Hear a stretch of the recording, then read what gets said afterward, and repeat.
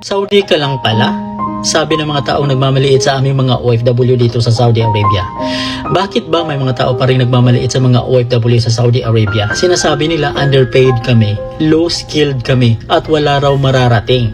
Pero ito ang katotohanan, ang mga OFW sa Saudi Arabia ang isa sa pinakamalaking haligi ng Pilipinas. Ayon mismo sa Bangko Sentral ng Pilipinas, noong nakaraang taon ay umabot sa 2.2 billion dollars o mahigit sa 120 billion pesos ang naipadala ng mga OFW mula sa Saudi Arabia. Isipin nyo, bilyon-bilyon.